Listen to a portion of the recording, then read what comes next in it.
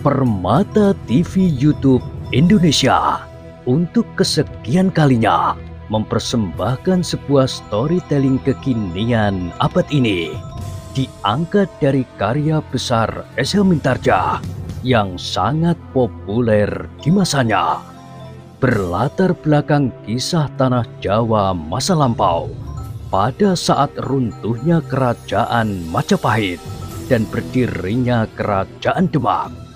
Bertabur hikmah kehidupan tiada taranya dengan judul Istana yang Suram. Pada kesempatan yang sangat baik ini, kita masuk pada seri yang ke-10. Selamat menikmati.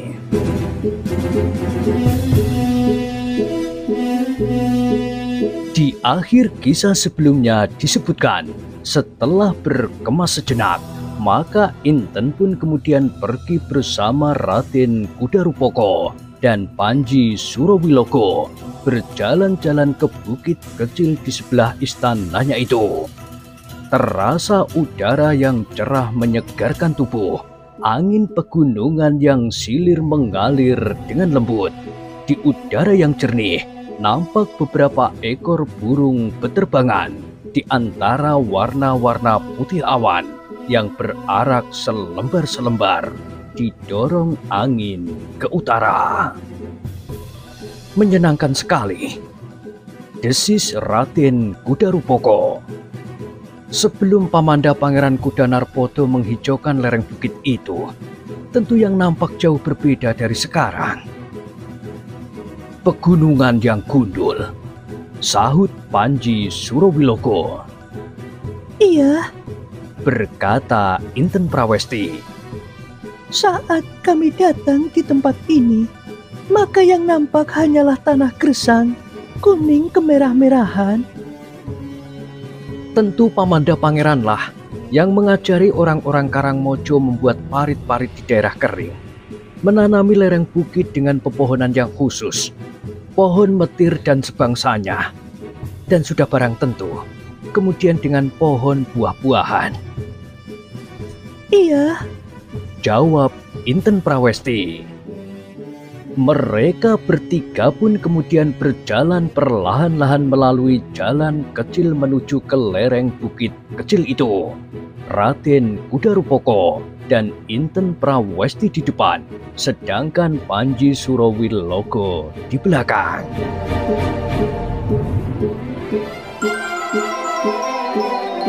Untuk beberapa saat lamanya, mereka berjalan perlahan-lahan sambil berbicara tentang padukuhan kecil itu.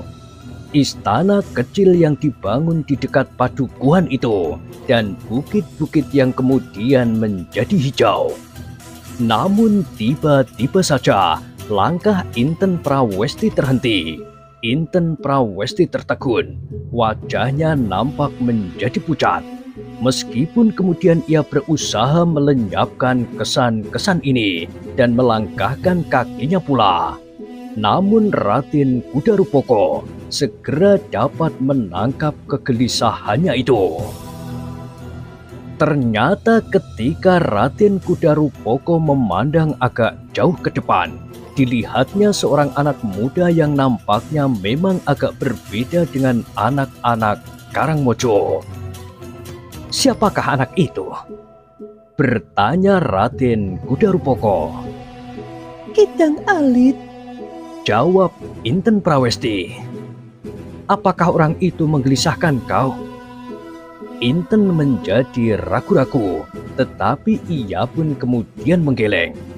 Jawabnya, Tidak, tetapi Raden Kudarupoko tidak dapat dikelabuinya, dan ia pun bertanya pula, apakah anak muda itu anak Karangmojo pula? bukan Kang Mas. Anak muda itu bukan anak Karangmojo. Belum lama ia berada di padukuhan kecil ini.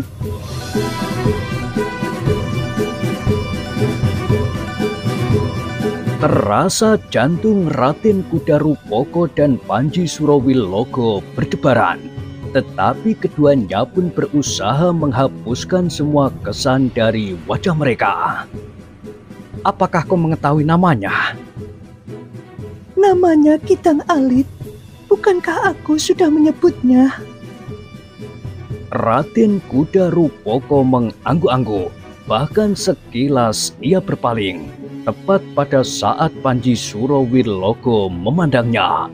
Seolah-olah mereka sedang menyesuaikan pendapat mereka bahwa anak muda yang bernama Kitang Alit itulah yang agaknya telah menyembuhkan Kasdu. Karena itu, maka keduanya pun segera mempersiapkan diri. Meskipun tidak semata-mata, tetapi semakin dekat langkah mereka dengan anak muda yang duduk di atas sebuah batu itu, mereka pun menjadi semakin berhati-hati. Bahkan Panji Surowilogo mencoba memandang berkeliling, apakah benar anak muda itu hanya seorang diri. Tetapi ia tidak melihat orang lain di tempat itu. Beberapa langkah dari Kitang Alit, kaki Inten Prawesti terasa semakin berat. Tetapi ia tidak berjalan sendiri. Ia berjalan dengan saudara sepupunya dan seorang pengawalnya. Apalagi jika teringat oleh Inten Prawesti bahwa Kitang Alit ternyata bukan seorang yang dapat menahan diri terhadap seorang gadis yang menarik perhatiannya. Ternyata seorang gadis Karangmojo telah menjadi korbannya. Untunglah bahwa gadis itu telah diketemukan jalan yang paling baik, meskipun sekedar seperti menimbuni sebuah lubang yang terlanjur tergali.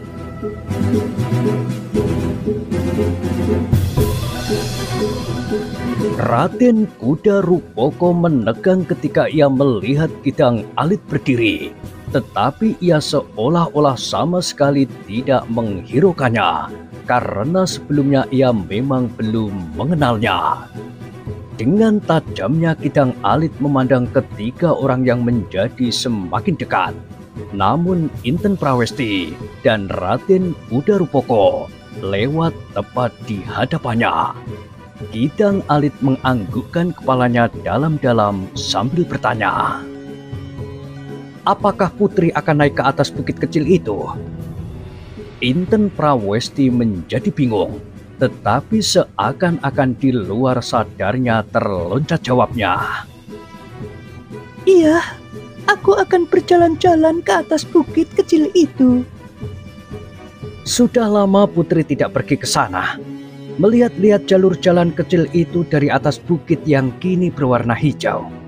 Dan sudah lama, putri tidak lagi menghiraukan suara seruling yang menghibah dari lembah, tempat anak-anak gembala bermain-main dengan ternaknya.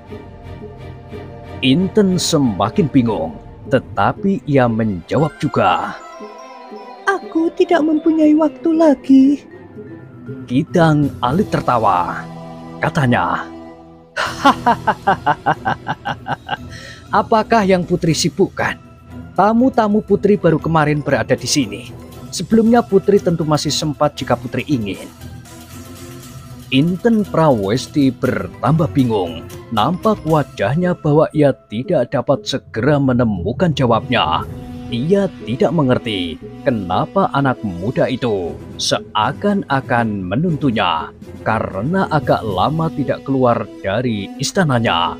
Justru pada saat ia berjalan bersama dengan saudara sepupunya. Karena Inten Prawesti menjadi bingung, maka tiba-tiba saja Raden Kuda Rupoko bertanya kepada Inten Prawesti, "Diajeng, apakah Diajeng sering juga pergi ke atas bukit itu?" Pertanyaan itu pun membingungkan, tetapi Inten Prawesti mengangguk sambil menjawab lirih, "Iya, aku memang sering pergi ke atas bukit itu." "Dan pada suatu saat, Diajeng tidak pergi ke atas bukit." "Iya."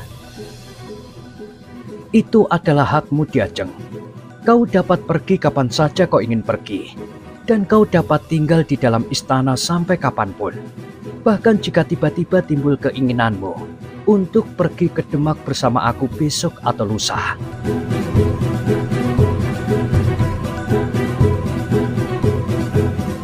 Inten Prawesti termangu-mangu sejenak, dan sebelum ia menyahut, terdengar Kidang Alit tertawa pula. Katanya, lembah ini mempunyai kenangan yang manis bagi putri. Suara seruling yang tidak berirama itu justru merupakan daya tarik yang tidak mudah dipisahkan antara putri dan lereng-lereng pegunungan yang hijau. Sebuah mimpi yang mengasihkan. Raden Kuda Rupoko yang menyahut. Tetapi pada suatu saat, seorang harus bangun dari tidurnya. Jika tidak, maka ia akan tetap pada keadaannya yang paling buruk, tanpa mengalami perubahan apapun juga. Kidang Alit agaknya masih akan menjawab lagi, tetapi tiba-tiba Inten Prawesti berkata, Kenapa tiba-tiba saja kita harus melayaninya? Raden Kuda Rupoko memandangi Inten sejenak. Sambil tersenyum, ia berkata, agaknya Ki Ajeng baru menyadari bahwa tidak sepantasnya melayani pembicaraan seorang anak muda yang bukan kadang di pinggir jalan seperti ini.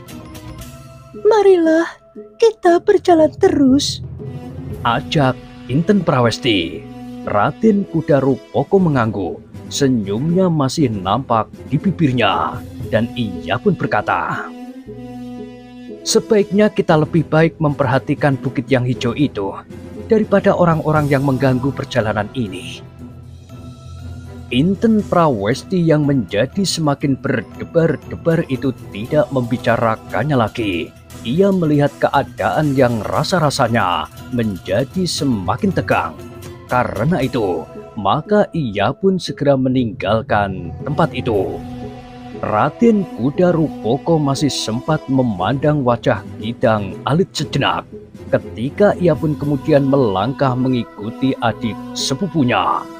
Nampak sesuatu yang aneh memancar di mata Kidang Alit.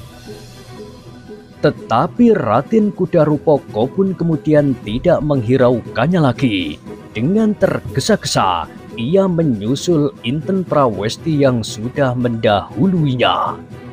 Di belakangnya, Panji Surowilogo berjalan dengan tenangnya, seolah-olah ia tidak sedang melihat ketegangan yang baru saja terjadi. Kidang Alit yang masih tetap berdiri di pinggir jalan kecil itu, memandang ketiga orang yang berjalan menjauhinya. Sejenak ia termangu-mangu, namun kemudian ia tersenyum sendiri. Katanya, anak muda yang meyakinkan. Agaknya memang ia memiliki kelebihan dari orang-orang kebanyakan. Dengan jari-jarinya, ia mengetahui bahwa Kastu telah aku bebaskan dari racun yang sangat parah itu. Namun kemudian ia berkata pula kepada dirinya sendiri, tetapi kehadirannya di padukuhan kecil ini perlu mendapat perhatian. Ketika orang kasar dan memiliki tenaga racun itu sudah terasa mengganggu, apalagi kedatangan kedua orang bangsawan ini. Tetapi Kidang Alit tidak mengambil sikap apapun pada saat itu. Dengan tergesa-gesa, ia pun berjalan meninggalkan tempatnya dan kembali ke padukuhan. Mudah-mudahan ketika orang yang berada di Banjar Padukuhan tidak pergi ke lereng itu pula. Jika mereka bertemu muka dengan bangsawan-bangsawan itu, maka akan dapat timbul benturan di antara mereka. Gumamnya sambil berjalan menyusuri jalan sempit. Apa yang terjadi itu agaknya telah menggelisahkan Inten Prawesti. Itulah agaknya ia menjadi gelisah. Bukit-bukit yang hijau dan lembah-lembah yang ditumbuhi rerumputan tidak menarik lagi baginya. Jalan-jalan yang nampak menjauh seperti tubuh seekor ular yang menjalar meninggalkan liangnya di bawah gunung tidak dapat memikatnya lagi. Kau nampak gelisah, Ki Ajeng? Bertanya Raden Kuda Rupoko. Iya, Aku gelisah sekali. Raden Kuda Rupoko tertawa. Katanya, "Jangan hiraukan anak itu. Mungkin sebelum aku berada di istana bibi, ia sudah sering mengganggumu pula." Inten ragu-ragu sejenak, tetapi kemudian jawabnya dengan jujur. Aku mula-mula senang mendengarkan ia bermain dengan seruling, tetapi aku menjadi takut kepadanya setelah peristiwa gadis padukuhan itu terjadi. Raden Kuda Rupoko mengerutkan keningnya mendengar Inten yang kemudian bercerita dengan singkat tentang bidang alit itu. Raden Kuda Rupoko mengangguk-angguk. Katanya, "Sudahlah, jangan dicemaskan lagi. Kau memang tidak usah lagi berhubungan dengan anak muda itu." Inten Prawesti mengangguk-angguk, tetapi ia sudah tidak dapat menenangkan dirinya lagi. Setiap kali nampak kegelisahan memercik pada sikapnya. Ternyata Raden Kuda Rupoko pun dapat mengerti, sehingga sejenak kemudian ia pun berkata sambil tersenyum, "Paman Surawilogo, agaknya Ki Ajeng Inten Prawesti terpengaruh oleh peristiwa itu. Karena itu, marilah kita kembali saja ke istananya. Lain kali kita akan mendapat kesempatan untuk berada di bukit ini lagi." Panji Surawilogo tersenyum. Jawabnya, "Tentu putri menjadi gelisah. Baiklah, kita kembali saja. Tetapi lain kali, aku akan menyingkirkan anak muda itu jika ia berani mengganggu putri." Inten Prawesti sama sekali tidak menyahut. Ia memang ingin segera pulang, tetapi ia tidak dapat mengatakannya.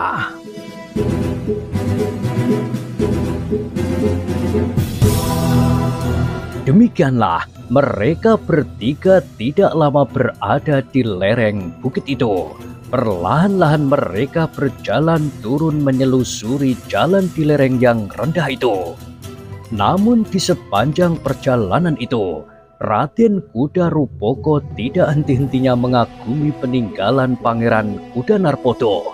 Bukan berwujud harta benda atau bangunan-bangunan yang besar dan kuat, tetapi peninggalan itu berupa warna-warna hijau di lereng pegunungan yang luas, parit yang mengalirkan air yang jernih, dan jalan-jalan yang semakin teratur.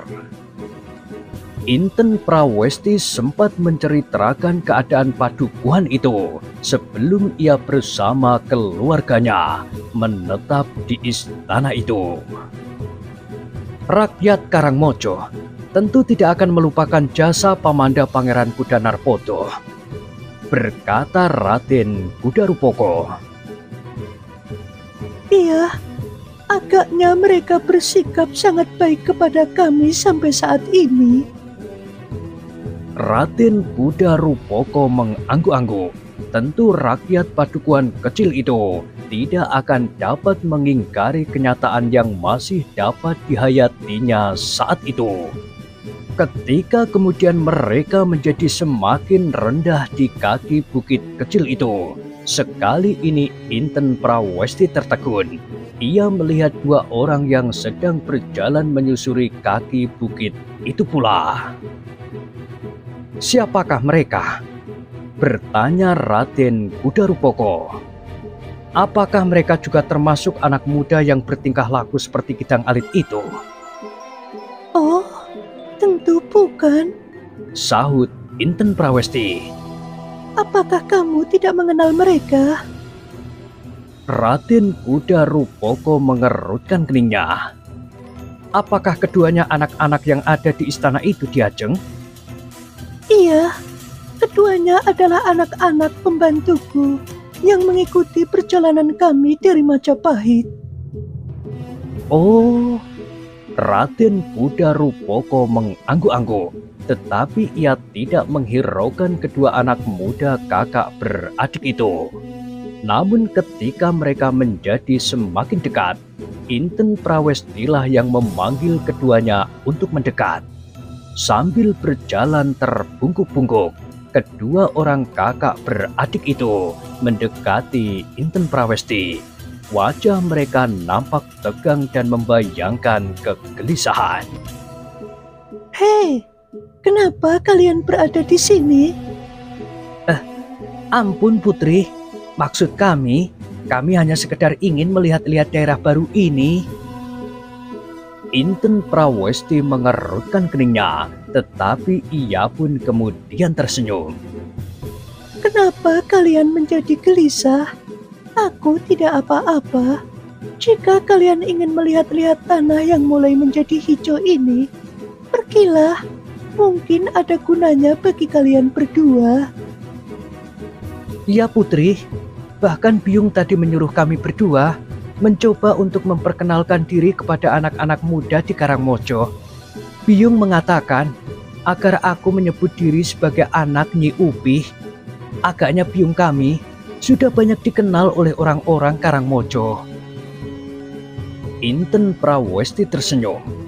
Katanya, Itu memang ada baiknya. Kalian dapat berhubungan dengan anak-anak muda Karangmojo, agar jika kalian memerlukan sesuatu, kalian dapat minta bantuan kepada mereka. terima kasih Putri. Pergilah ke padukuan itu, atau ke lereng bukit, tempat anak-anak muda Karangmojo menggembalakan ternak mereka. Baik Putri. Namun dalam pada itu, Raden Kuda Rupoko menyambung. Tetapi berhati-hatilah, bersikaplah sebaik-baiknya agar kalian tidak mendapat gangguan dari mereka. Terima kasih Raden, kami akan mencoba berbuat sebaik-baiknya, sesuai dengan derajat kami. Inten Prawesti dan Raden Kuda Rupoko pun kemudian meneruskan perjalanan mereka, diikuti oleh Panji Surowilogo, kembali ke istana kecil yang terpencil itu. Seperti yang diminta oleh ibunya, Sangkan dan Pinten berusaha untuk berkenalan dengan anak-anak muda dari Karangmojo. Kehadiran mereka di padang rumput di lereng bukit memang sama sekali belum pernah mengenal kedua kakak beradik itu. Tetapi seperti pesan ibunya, maka Sangkan pun segera mengatakan bahwa mereka adalah anak Nyi Upih, pelayan pada istana kecil dan terpencil itu.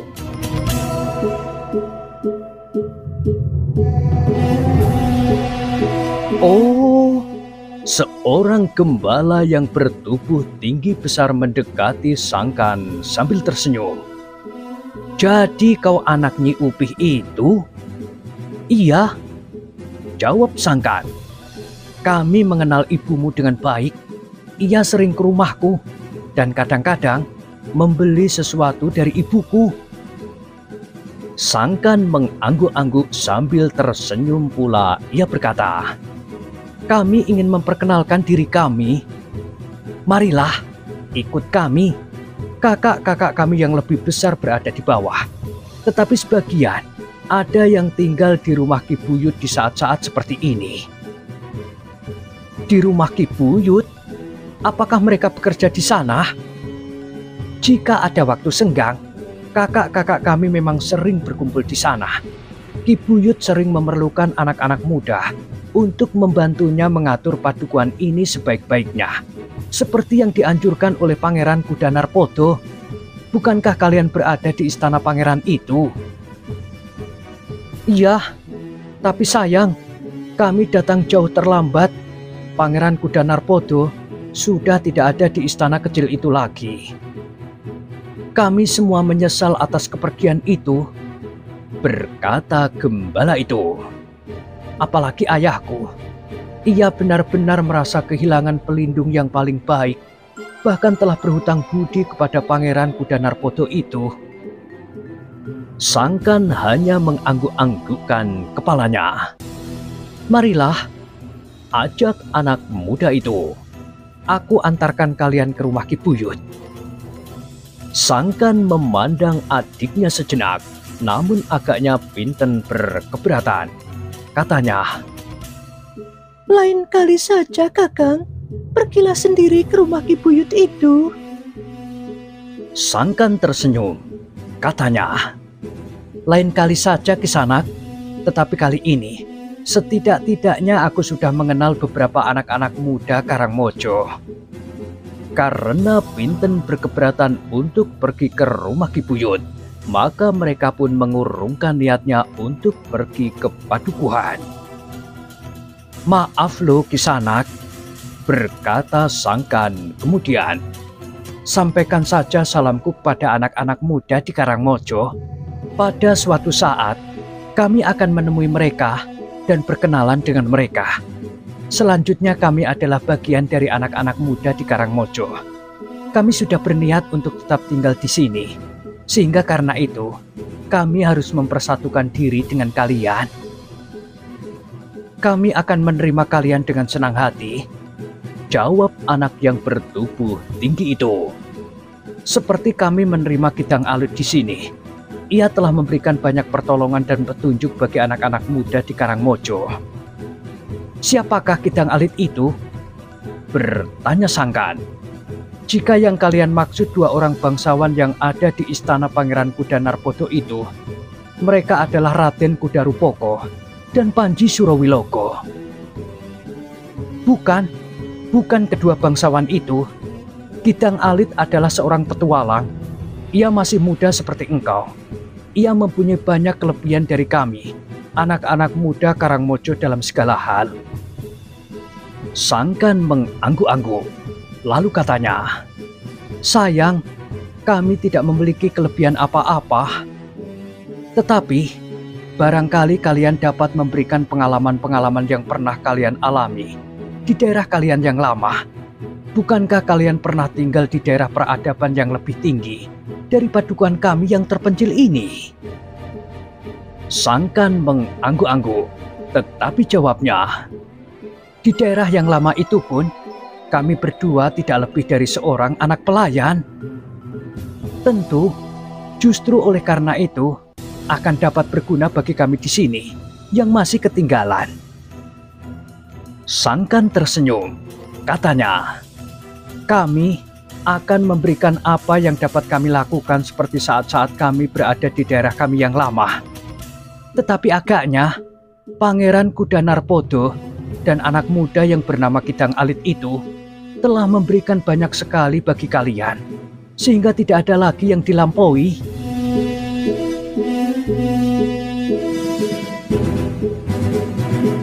Gembala yang bertubuh tinggi itu pun tersenyum. Kemudian katanya, baiklah, kami akan menyampaikan kepada kawan-kawan kami tentang kehadiran kalian di istana kecil itu. Mudah-mudahan istana itu tidak lagi terlampau suram seperti saat-saat yang lalu. Kini, istana itu akan menjadi semakin hidup dengan kehadiran Raden Kudarupoko, jawab Sangkan. Lalu katanya, baiklah, kami minta diri. Kami akan pergi ke ujung bukit kecil itu. Kami ingin melihat daerah yang luas dengan lekuk-lekuk alam yang sangat menarik.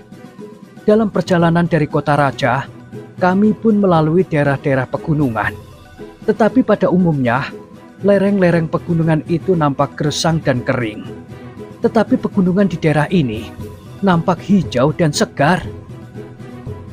Demikianlah, Sangkan dan Pinten meninggalkan gembala-gembala yang masih sangat muda itu.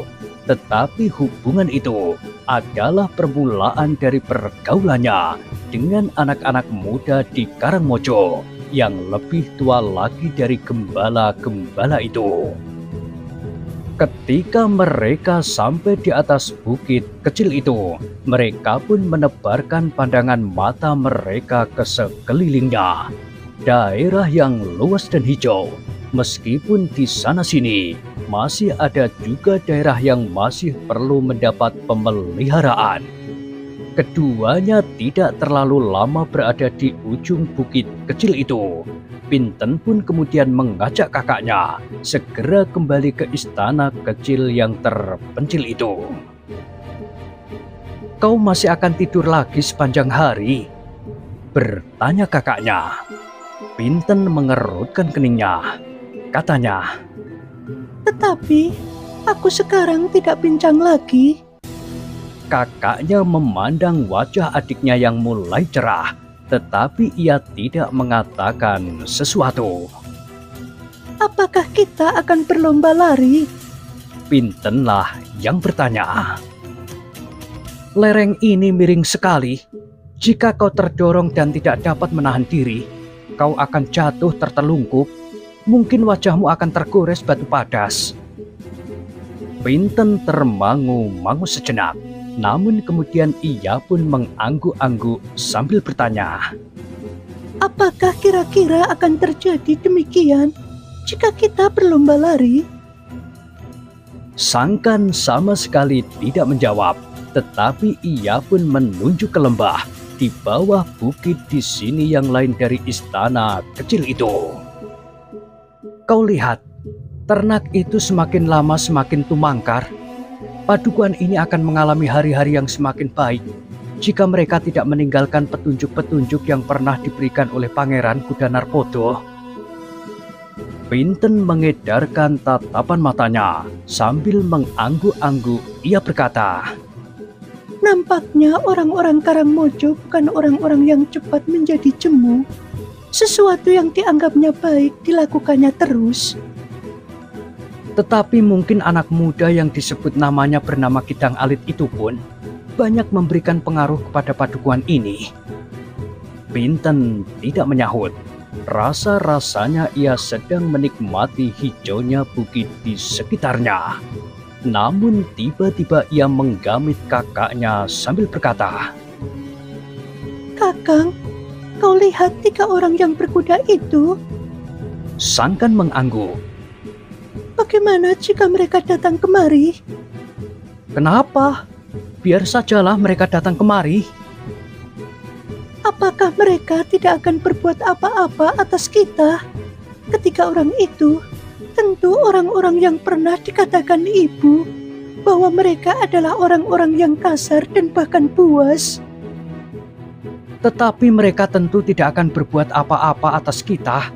Kita sama sekali bukan orang-orang penting. Kita hanyalah anak seorang pelayan.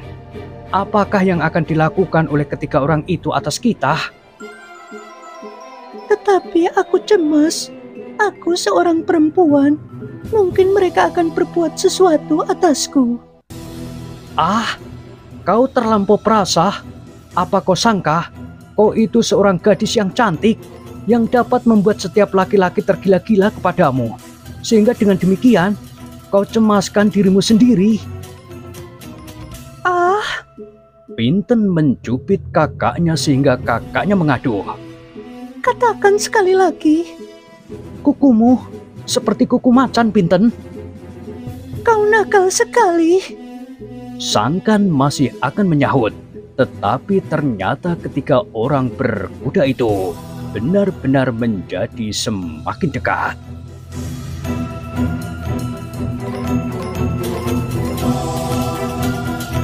Nah, bagaimanakah kisah selanjutnya? Silahkan ikuti terus. Kisah Istana yang Suram pada kesempatan berikutnya. Sampai jumpa.